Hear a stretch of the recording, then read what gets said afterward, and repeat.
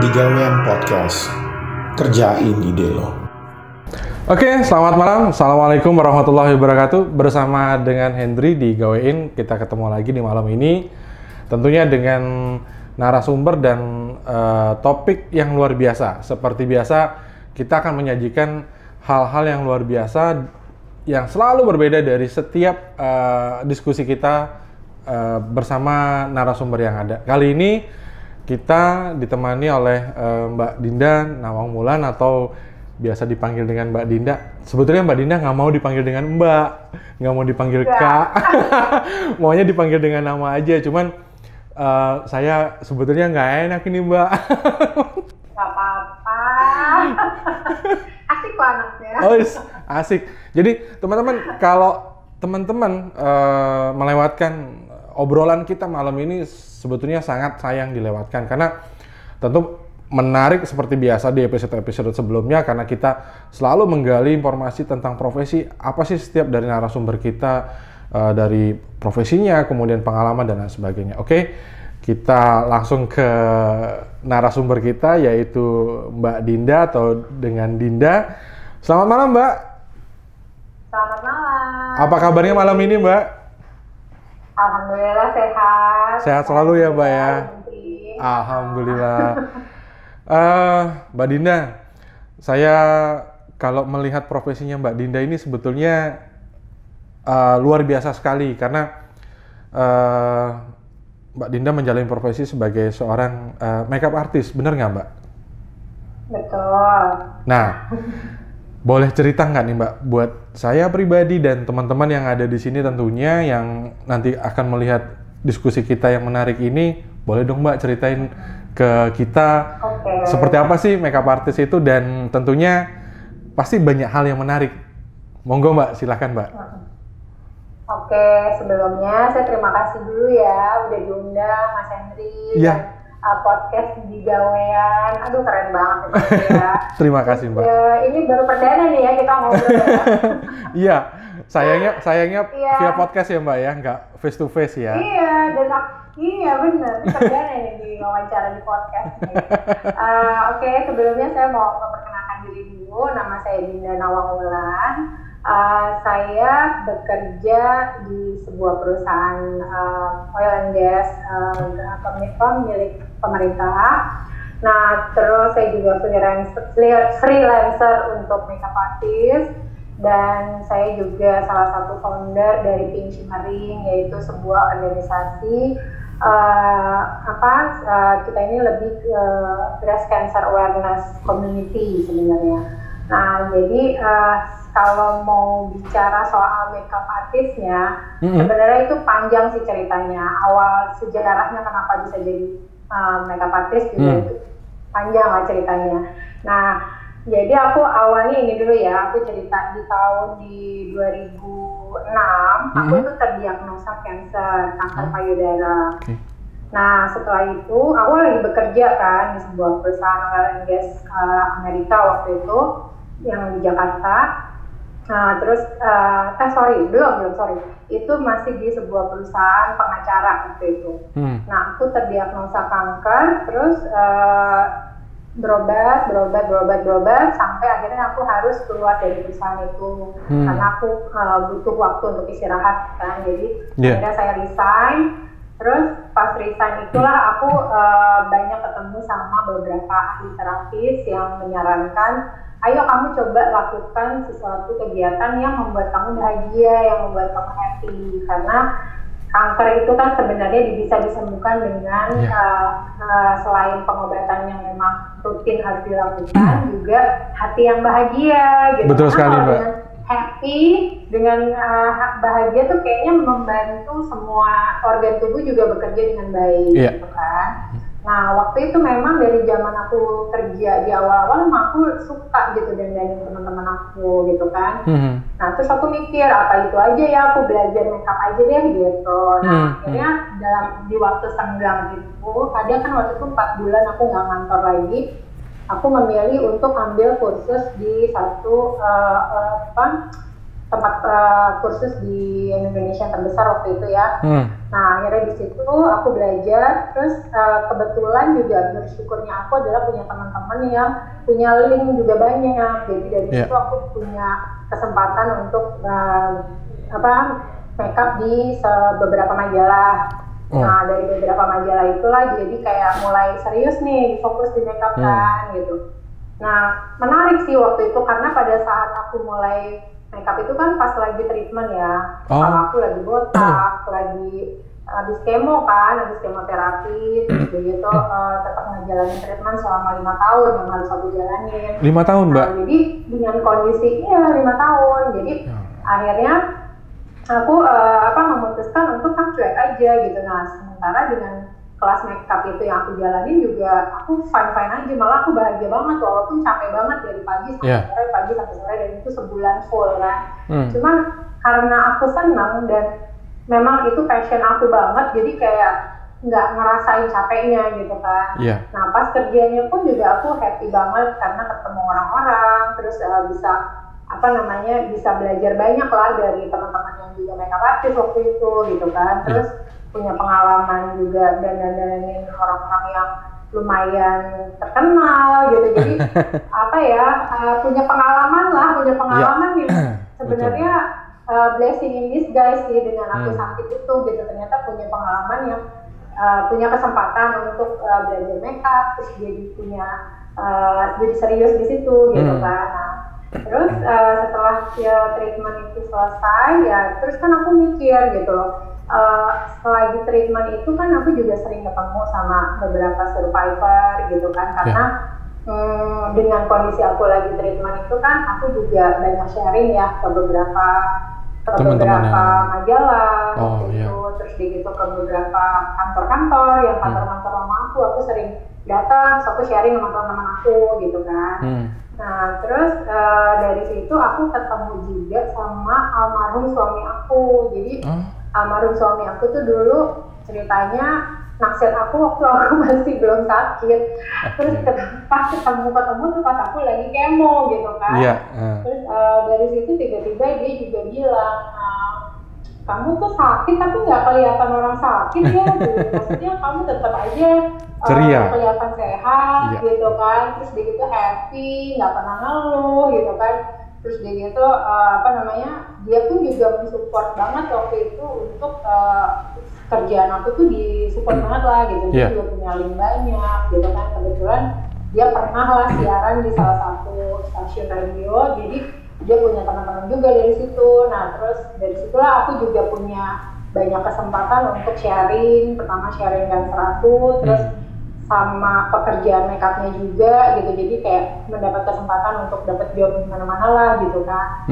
Nah dari situ tuh aku punya sahabat juga, sahabat aku tuh fotografer, terus kita kerja sama, yuk kita bikin satu konsep untuk satu konsep usaha di mana bidangnya lebih ke makeup dan fotografi.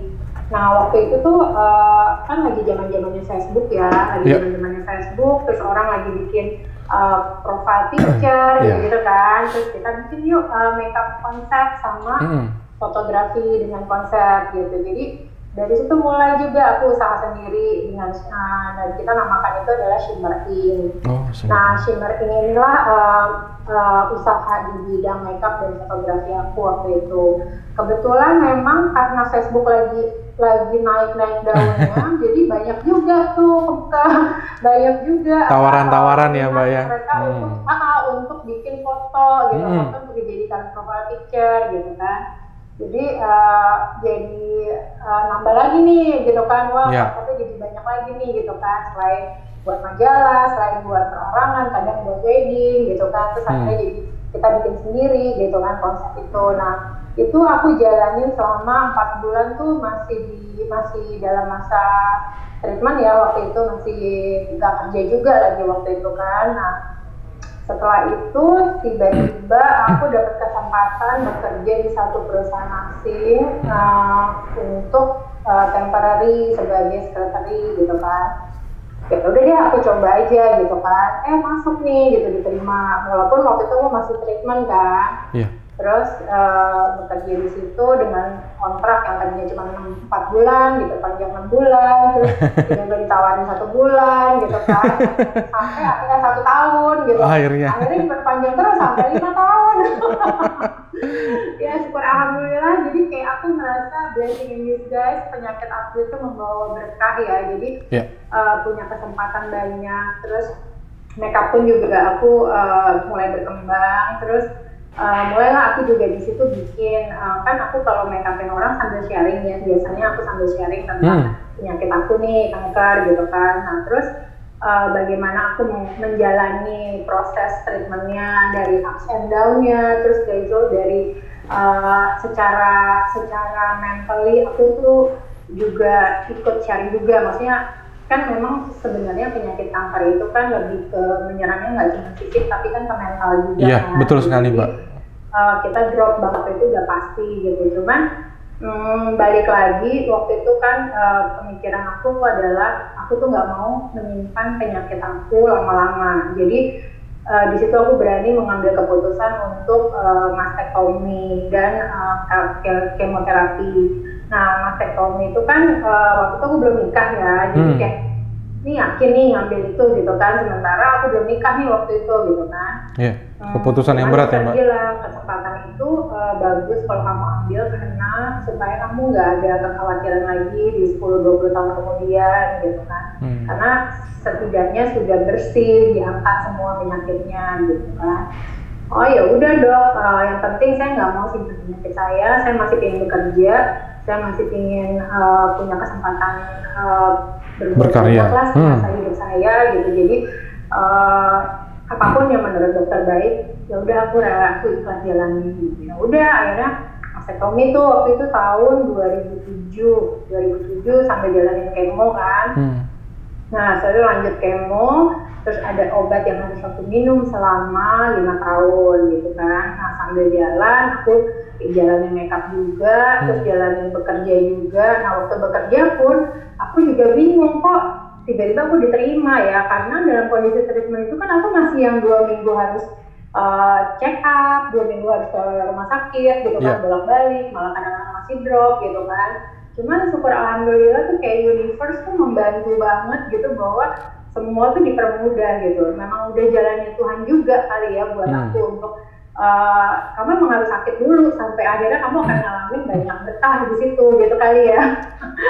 Jadi akhirnya ya udah aku nikmatin gitu. Jadi nggak ada tuh ngerasa ketika sakit, ketika lagi treatment itu aku ngerasa wah ini beban hidup banget nih sakit, terus gitu jadi kayak ngerasa menyalahkan keadaan, menyalahkan kondisi, terus menyalahkan orang tua mungkin gitu. Alhamdulillah aku nggak pernah ngerasa kayak gitu dan tidak juga menyalahkan Tuhan gitu, karena buat aku ternyata ketika aku sakit kok malah banyak berkahnya gitu kan. Jadi apa ya, buat aku tuh sakit itu tuh satu keputusan, bukan satu keputusan, satu kesempatan kita untuk memperbaiki pola hidup kita juga. Mungkin selama itu kan aku nggak mikirin ya diri sendiri ya di zamannya. Aku kan kalau kan ditanya nih sama dokter kan, kan nanya nih dok, kenapa sih kok saya bisa kena kanker gitu kan?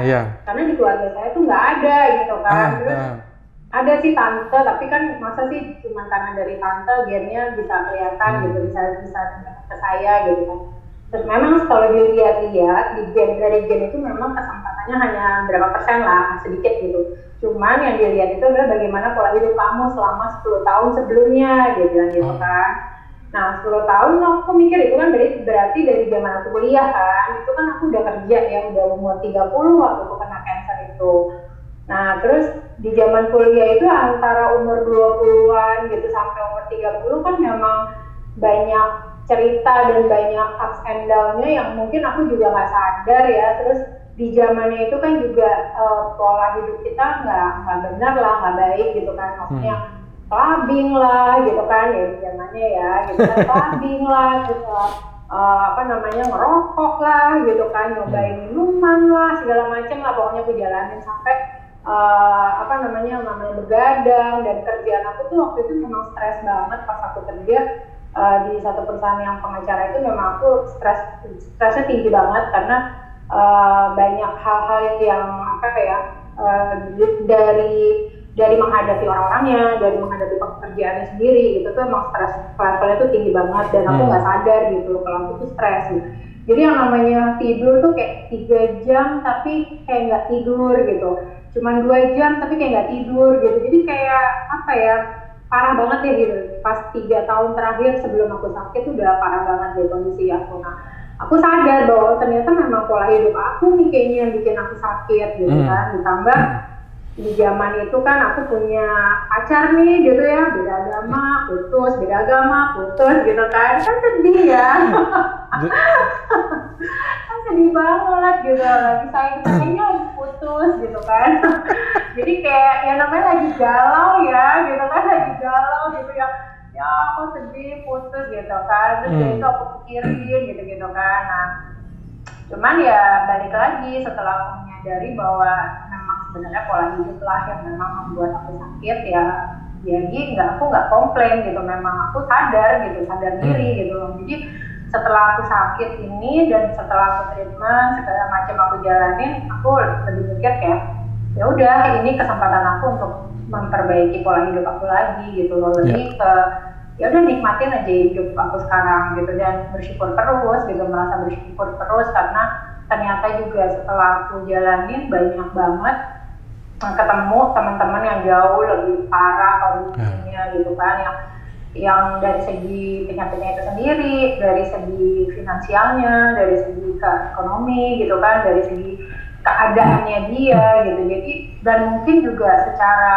mentally mereka juga tidak sekuat aku gitu. Jadi kayak gampang drop, gampang sedih, gampang nangis, gampang menyesali, gampang banyak komplain lah gitu. Nah sementara aku tuh nggak ngerasain kayak gitu loh. Jadi aku bersyukur gitu bahwa semua itu nggak aku alamin gitu, dan alhamdulillah punya keluarga yang mensupport gitu kan, punya teman-teman juga yang mensupport, terus menyadari juga diri sendiri dan akhirnya juga punya kekuatan dari diri sendiri gitu kan, karena banyak bersyukur itu kali ya. Jadi kayak lebih nggak pernah mengeluh lah intinya gitu kan. Jadi ya udah, nah terus aku jalanin makeup itu dengan happy gitu kan, dan emang benar ternyata apa yang kita jalanin kalau kita happy itu benar-benar support banget gitu untuk membawa kita menjadi sehat gitu kan.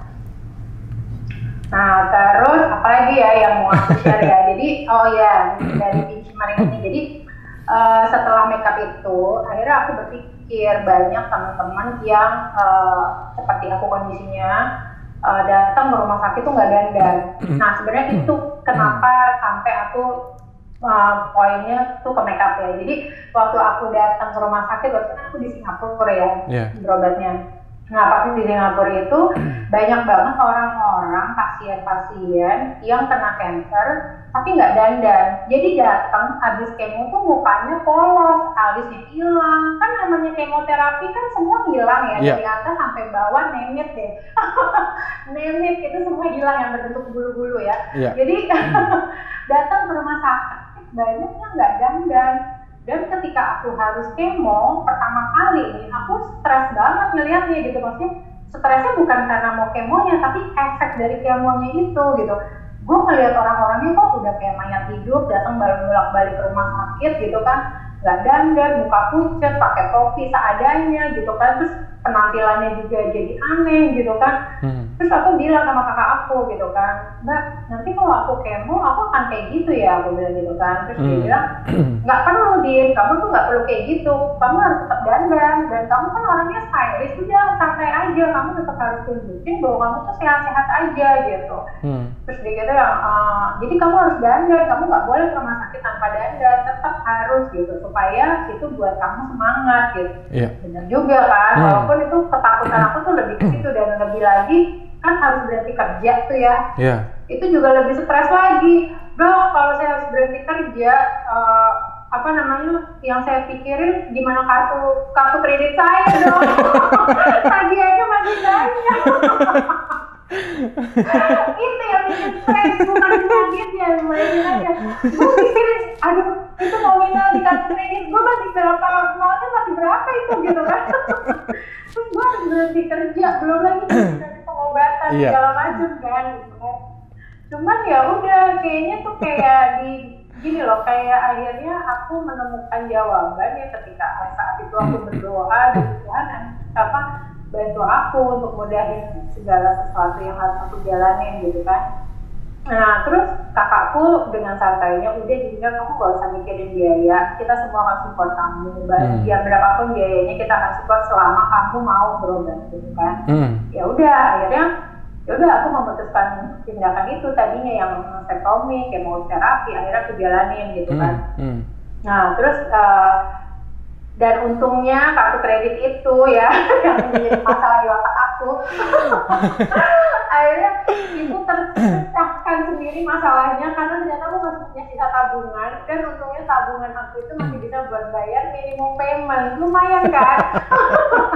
4 bulan kerja aku nggak sampai harus ditelepon sama si debt collector tuh nggak pernah, jadi itu aku syukuri juga, ya Allah aku bersyukur ya punya utang banyak di kartu kredit tapi akhirnya nggak jadi masalah gitu, akhirnya bisa terselesaikan gitu kalau masalahnya. Terus ya udah akhirnya pelan-pelan itu bayar kredit ke minimum payment gitu kan, terus bisa akhirnya obat juga alhamdulillah lancar gitu pengobatannya.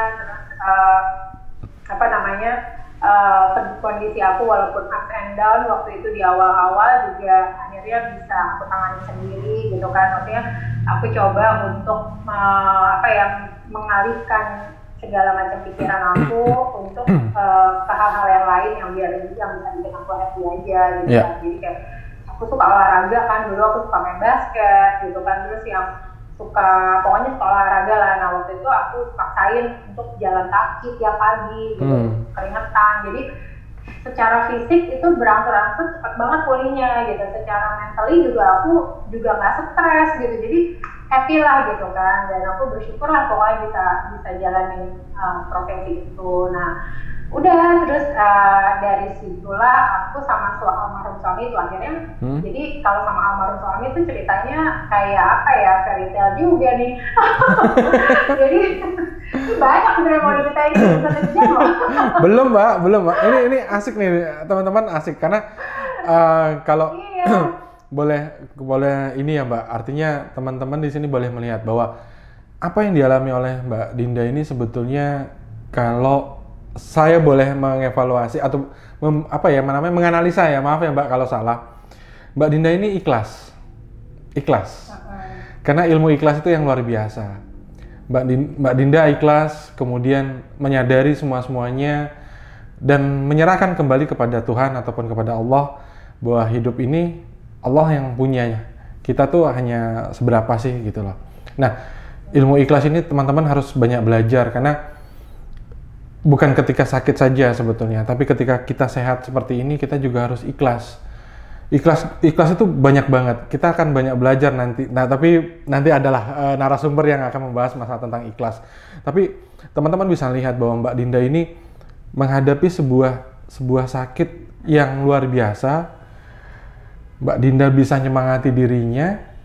Mbak Dinda bisa kuat. Mbak Dinda bisa berpikir bahwa ya ini kembali lagi ke diri kita, dan yaudah kita serahkan semua sama yang di atas. Dan satu lagi teman-teman yang luar biasa dari Mbak Dinda ini, Mbak Dinda orangnya ceria. Karena pertama kali tadi kita sebelum mulai melakukan percakapan, Mbak Dinda ya emang ceria kalau saya bilang Mbak, karena tersenyum, sumeh ya kalau orang Jawa bilang. Kemudian ya udah hidup kenapa harus dibuat berat sih? Karena memang pada dasarnya hidup itu ya memang sudah digariskan seperti itu, tinggal kita itu mau menjalani atau tidak. Nah, Mbak Dinda melihat kenapa menjalani makeup artis, ya itu tadi, melihat bahwa timbul dari keprihatinannya Mbak Dinda, melihat bahwa orang-orang yang dari kemoterapi ataupun menjalani sebuah kemo, keprihatinannya Mbak Dinda gitu loh. Kok mereka jadi, ya memang sih saya tahu Mbak itu ketika mereka habis kemo itu ya benar-benar ya sedih, karena sakit, banyak hal lah yang dirasakan 1001. Nah, Mbak Dinda itu merasa bahwa saya mau bantuin mereka biar ya jangan seperti itu gitu. Mereka juga punya hak, punya sesuatu yang orang lihat juga jangan sedih, tapi mereka harus ceria dan riang gitu kan, seperti itu. Nah, Ini apa namanya yang apa?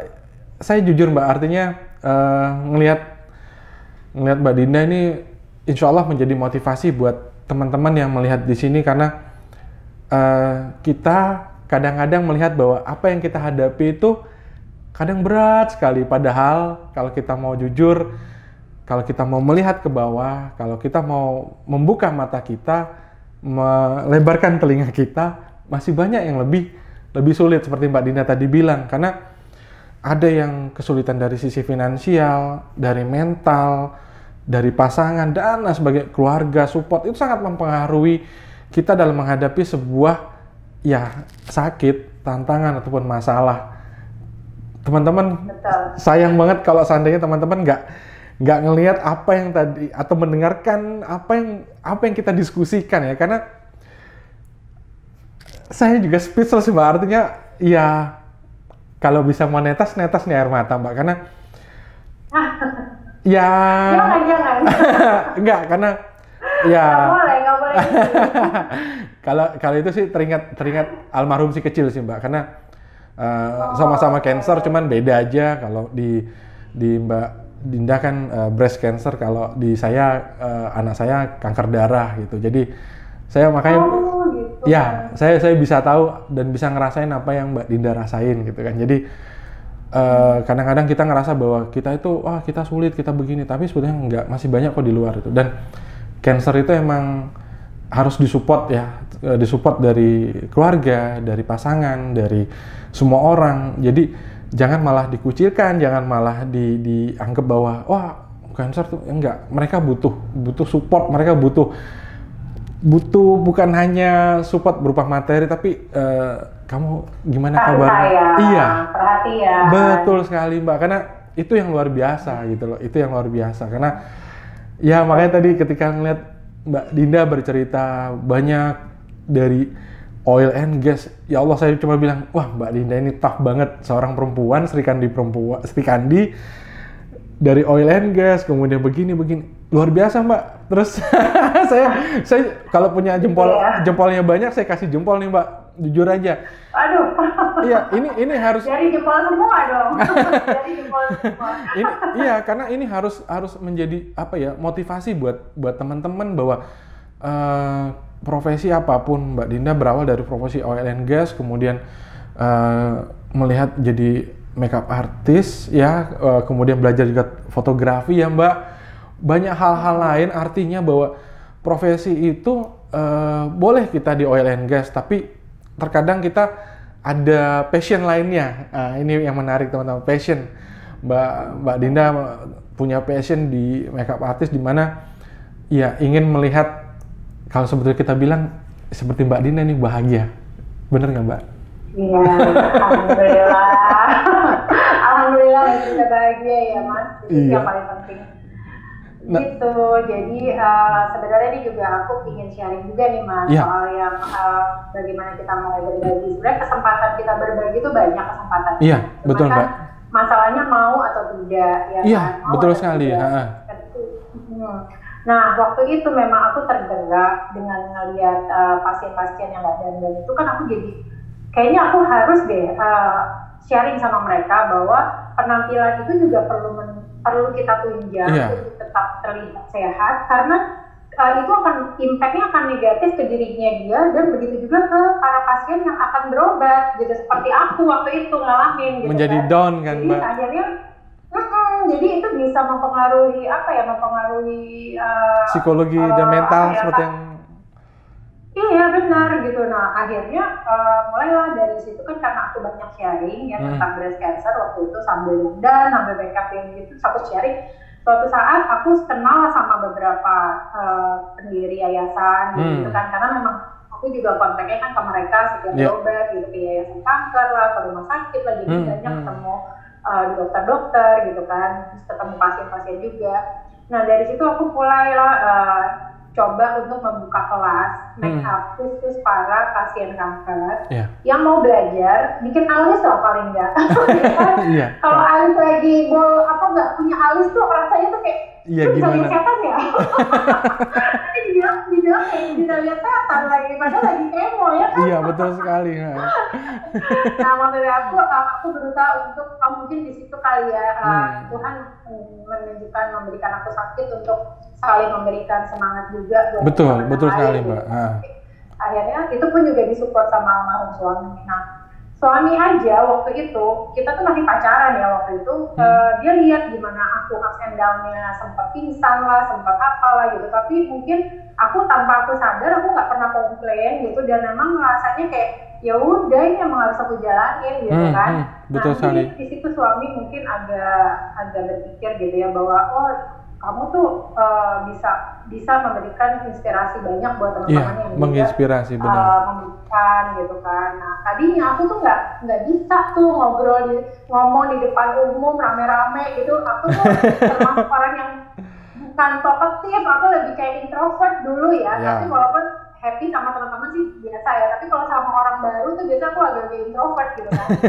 Nah gara-gara almarhum suami ini, jadi akhirnya mulailah aku diajarin untuk kamu harus sharing di depan orang-orang bahwa pengalaman hidup kamu itu perlu kamu share untuk perlu diketahui buat mereka juga yang membutuhkan gitu. Dan itu salah satu ibadah loh gitu kan. Tapi aku takut, aku nggak tahu mesti cerita apa gitu kan awalnya. Ya cerita aja sesuai yang kamu alamin, karena yang kamu alamin itu tuh udah cerita paling bagus, bukan nggak pakai rekayasa, nggak pakai skenario, nggak ngada-ngada gitu kan. Jadi sebenarnya cukup apa yang kamu alami itu kamu yang itu aja kamu share gitu kan. Ya udah dari situlah mulai aku ketemu sama teman-teman yang lihat dari yayasan, aku menawarkan diri untuk membuka kelas makeup buat teman-teman yang lagi pada demo gitu kan, lagi kelas survivor cancer, mau pasien, mau pokoknya yang masih dalam proses perawatan, yuk ikutan kelas aku gitu. Ya udah jadi aku bikin kelas dan itu lumayan banyak teman-teman pasien-pasien kanker yang juga berminat waktu itu ya. Jadi aku tuh kayak rasanya tuh makeup itu udah bukan suatu hal yang bukan sebagai pencitraan aja untuk supaya kita lebih kelihatan cantik, enggak, tapi meaningnya tuh lebih beyond lebih besar lagi lah gitu lah artinya buat aku, bahwa ini bisa loh menolong orang, memberikan semangat buat mereka gitu kan, memberikan kepercayaan diri juga buat mereka gitu kan. Ternyata besar banget artinya, walaupun hanya sekedar lipstick atau cuma pakai alis gitu, tapi itu meaning banget gitu, meaningful banget gitu. Betul kan. sekali Mbak. Dan mereka pun happy gitu, itu yang aku seneng. Jadi setelah pas dari kelas itu kadang-kadang malah kita jadi berlanjut bersahabat gitu, karena sama-sama mengalami, terus sama-sama pengen berjuang sama-sama gitu. Dan aku juga selalu menyampaikan bahwa kalian tidak sendiri, banyak yang seperti ini gitu. Jadi ayo sama-sama kita bergandengan tangan, butuh support apa ayo kita bantu gitu. Jadi nggak ada jembatan atau nggak ada celah di antara kita untuk berpisah tuh nggak ada. Jadi bawaannya tuh pengen terus ngobrol gitu kan. Terus yang kayak makin lama semakin bondingnya makin kuat gitu kan. Chemistry-nya dapat Mbak. Chemistry-nya dapat gitu kan. Dan aku senang akhirnya punya banyak teman juga gitu. Nah di pekerjaan aku juga gitu, tetap aja karena mereka tahu aku profesi di luar adalah sebagai makeup artist. Dulu tuh kayaknya makeup artistnya aku tuh jadi main job aku jadinya, sementara di kantor tuh kayak ya udah jadi kayak freelance-nya aku di kantor, padahal justru harusnya main jobnya kantor ya. Karena passion dan aku happy, jadi kayaknya berapapun uang yang aku dapat dari situ, walaupun nggak sebesar apa yang aku dapat di kantor gitu, tetap aja itu buat aku kayak luar biasa. Big decision aku ngejalanin ini gitu loh, ngejalanin si profesi ini gitu. Jadi buat aku tuh senangnya luar dalam ya gitu, maksudnya bahagianya luar dalam. Jadi bersyukur, makin lama makin banyak bersyukur. Juga di kantor juga jadi dimanfaatkan karena teman-teman dia dadarin aku acara ini aja. Asas manfaat gitu loh. Iya. Asas manfaat. Jadi mau bermanfaat gitu buat orang gitu. Aduh. Kan itu yang lebih penting kan. Jadi ya semoga ini juga jadi terus, maksudnya aku juga berharap aku bisa terus berjalan seperti ini ya. Amin, gitu, amin, depan. amin, Karena amin, kan Rabbil alamin. setelah ini almarhum kan sempat kan aku akhirnya menikah sama dia, itu tuh lucu juga tuh, dia mau menikah sama aku di saat aku lagi treatment waktu itu. Belum pacaran loh Mas, tiba-tiba dia bilang gini, Dinda, kenapa sih kamu nggak mau nikah aja sama aku? Dia bilang, kenapa tiba-tiba kamu ngomong aja nikah gitu kan? Iya, kamu tuh lagi treatment gini, enaknya ditemenin, katanya. Aku masuk sendiri. Aku tuh kalau ke rumah sakit kayak nyetir loh sendirian. Itu benar-benar sendiri nyetir gitu. Terus ke Singapura aja kadang sendirian gitu. Kalau emang kakak aku nggak bisa nemenin, ya udah aku jalan sendiri ke sana gitu kan. Jadi kayak mungkin dia ngeliat itu kan. Udah kamu ketemu sama, kalau kamu nikah sama aku bisa nemenin kamu gitu. Iya. Apaan sih orang lagi botak gini gitu, aku nggak mau menikah dengan kondisi kayak gini gitu kan. Ya kalau kamu mau tunggu aja gitu kan. Berapa lama dong? Berambut lagi ya. Iya. Aduh. Nah akhirnya benar loh, itu dalam waktu 2 tahun, setahun aku treatment. Akhirnya dia dan rambut udah mulai numbuh kan, akhirnya dia melamar dan kebetulan alhamdulillah bapak aku almarhum juga merestui gitu kan, ya karena dilihat ya kelihatan lah ini suami almarhum tuh memang benar-benar sayang dan memang benar-benar tulus dan luar biasa gitu, benar-benar tulus gitu. Ya dia melihatnya orang sakit begini kok lo mau gitu kali ya, bokap gue kan gitu kan, bokap gue kan juga gitu, kok dia tahu loh kamu sakit, tahu kan, tahu, dia mau masih mau nikah sama kamu, nggak tahu. Aku juga nggak tahu. Ya udah, jadi akhirnya bapak aku udah nggak mikir panjang, padahal sebenarnya kita juga ada perbedaan keyakinan waktu itu. Jadi aku memang kalau pacaran tuh selalu dapet yang beda agama. Sampai menikah aja beda agama lagi gitu kan. Jadi akhirnya emang jalannya di situ kali ya, aku nggak ngerti dan aku juga nggak ngoyo gitu loh.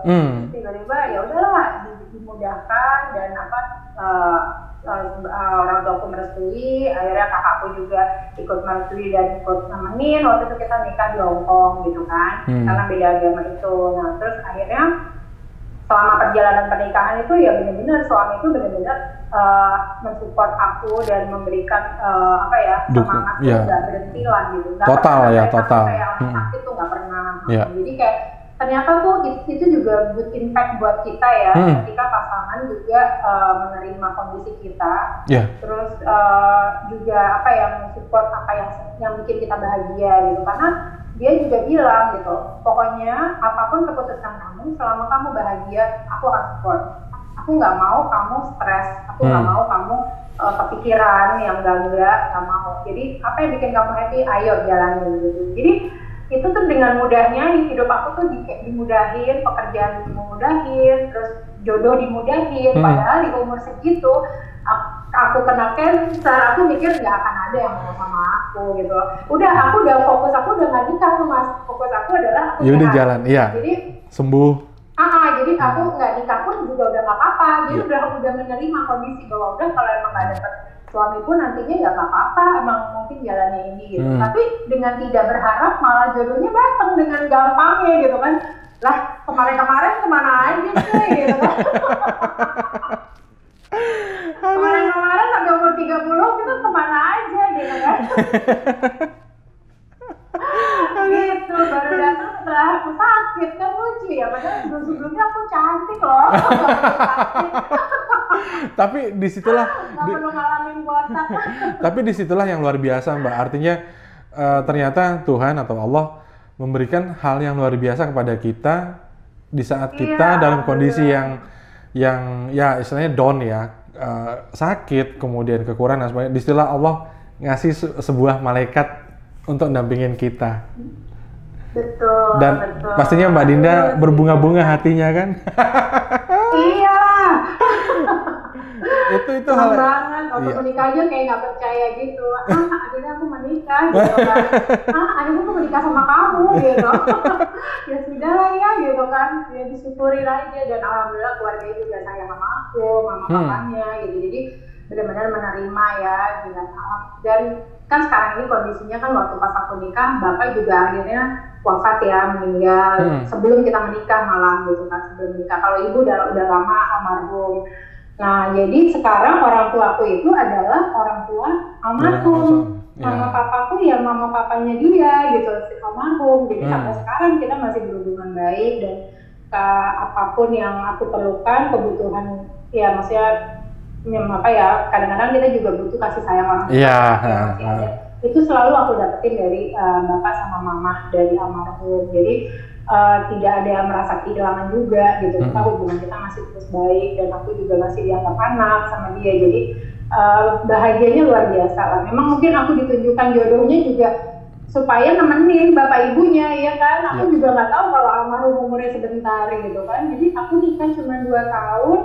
Terus almarhum meninggal di pelukan aku karena dia serangan jantung. Ya Allah. Ya udah di situ tuh sampai aku antara percaya nggak percaya, kok sebentar banget. Padahal kebahagiaan aku tuh lagi on the top banget deh gitu sama dia gitu kan. Jadi tapi balik lagi Tuhan tuh sayang sama aku. Tuhan tuh sayang sama almarhum karena dia itu udah istilahnya udah memberikan yang terbaik buat aku. Dia udah memberikan yang terbaik buat orang tuanya. Jadi memang sudah selesai waktunya gitu. Jadi aku nggak berpikir bahwa kehilangan dia itu adalah satu hal yang sangat menyakitkan. Sedih iya, tapi tidak menyakitkan karena aku merasa selama dia ada, aku merasakan kasih sayang yang luar biasa dari dia dan menjadi orang yang lebih baik setelah sama dia gitu. Jadi dia memberikan banyak pelajaran buat aku, pelajaran hidup, pelajaran berpikir. Jadi banyak hal lah yang aku lihat, aku dapetin positif dari dia. Jadi lepasnya pun juga ketika melepas dia tuh aku melepas dengan senyum gitu. Aku sedihnya sedih banget, tapi aku senyum gitu ketika nemenin dia sampai dia yang kubur itu, aku sambil senyum bahwa terima kasih, terima kasih Alex, namanya kan Alex Andimanya ya. Terima kasih Alex, kamu udah memberikan yang terbaik buat hidup aku, udah cukup sudah tugas kamu buat aku, gitu. Aku nggak akan bebanin kamu lagi dan aku berharap kamu akan selalu menjadi guardian angel aku sampai kapanpun. Amin. Dan aku yakin bahwa suatu saat kita akan dipertemukan lagi bersama orang-orang yang memang sayang sama kita dan kita pun sayang sama dia. Jadi itu nggak akan membuat aku merasa hilang, jadinya jauh dari dia tuh enggak sampai sekarang. Ya udah, jadi menjadi kenangan yang terindah ya Mbak. Kenapa? Menjadi kenangan yang terindah terus ya Mbak. Iya, kenangan yang terindah banget, 2 tahun yang terindah. Kalau BCL kan 12 tahun ya, saya 2 tahun. Tapi itu benar-benar BCL 12 tahun.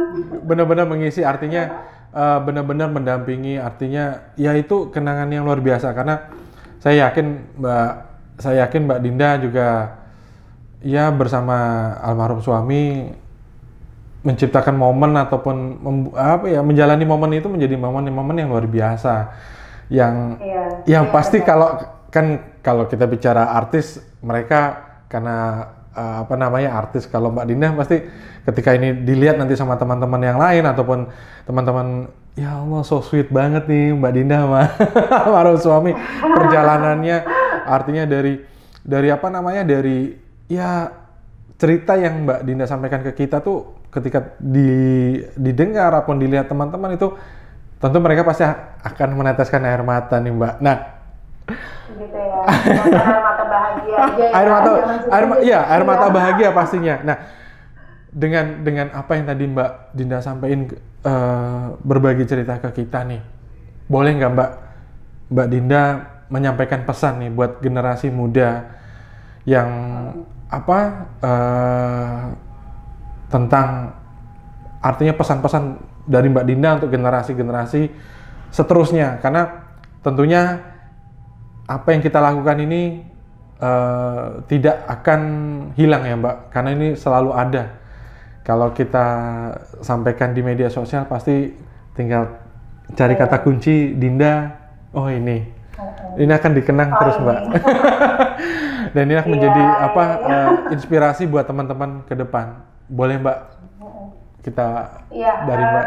Sebenarnya aku juga bukan orang yang tahu segalanya lah ya, karena kan kita punya pengalaman hidup pasti berbeda-beda ya. Betul. Cuma yang satu yang selalu aku ingin ingatkan adalah kita harus banyak bersyukur karena kita masih dikasih kesempatan untuk hidup dan punya kesempatan banyak untuk menggali kebaikan kita buat orang-orang di sekitar kita sendiri, yang terdekat pun juga nggak apa-apa gitu. Jadi manfaatkan hal-hal baik sebaik-baiknya, karena itu yang akan menjadi kemudahan kita di masa depan gitu, karena yang akan diingat orang ketika kita nggak ada adalah kebaikan kita. Betul. Jangan sampai diingat orang kejahatan kita gitu, karena doanya juga nggak akan bagus gitu, karena kita tuh hidup di sini tuh hanya sementara ya kan. Iya. Kita menikmati aja selama Tuhan memberikan kesempatan sehat ya, dinikmati dengan sebaik-baiknya. Dan kalau memang kita dikasih sakit, itu jangan menganggap bahwa Tuhan nggak sayang sama kalian. Pasti selalu ada hikmah di balik segala sakit itu kan sebenarnya bisa jadi berkah ya.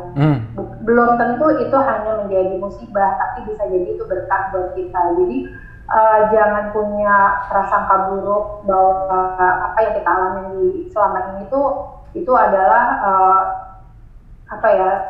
kayak cobaan gitu, cobaan dari Tuhan, bukan. Tuhan tidak akan memberi cobaan segitu beratnya untuk kita kalau kita nggak mampu, nggak akan. Jadi sebenarnya Tuhan tuh ngasih kesempatan kita untuk memperbaiki diri supaya kehidupan kita ke depan jadi lebih baik. Betul. Jadi ya tetap semangat, kalau sakit ya tetap semangat, jangan berkecil hati, tapi kalaupun sehat juga dijaga terus, baik mentalnya, cara berpikirnya, terus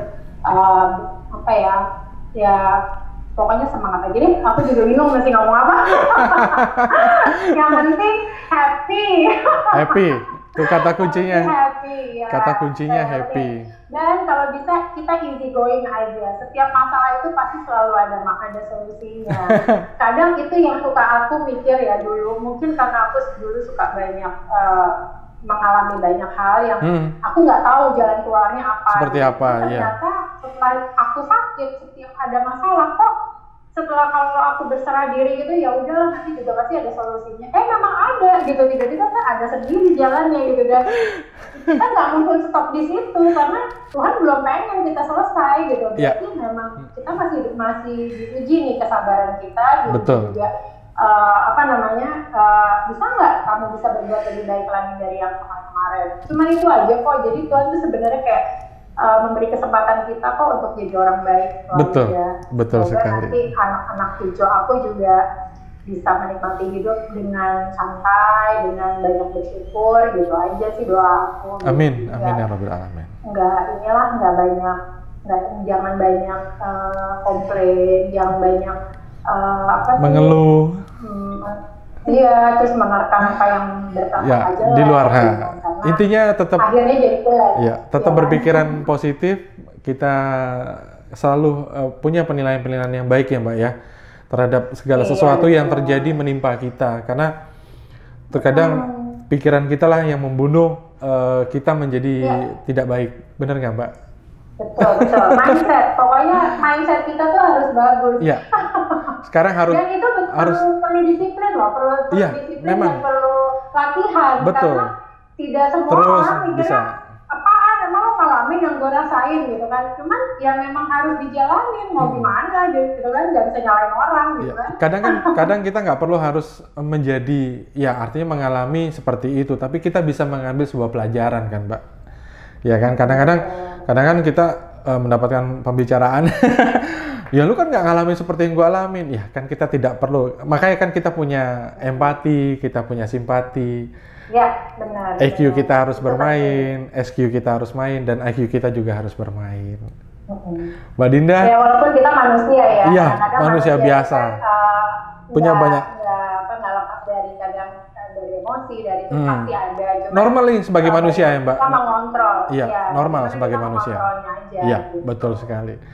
Mbak Dinda, mohon maaf ini sebetulnya banyak sekali hal menarik yang bisa digali, bisa kita bahas. Tentunya nanti akan ada sisi berikutnya karena saya melihat banyak sekali yang perlu kita gali, terutama ketika Mbak Dinda menghadapi sebuah sakitnya selain dari makeup artisnya. Itu masih banyak sebetulnya sih Mbak, masih banyak yang mau saya tanyain sebetulnya, cuman di sini nanti untuk ya semacam pengantar di mana teman-teman nanti pas melihat, iya ya seru banget.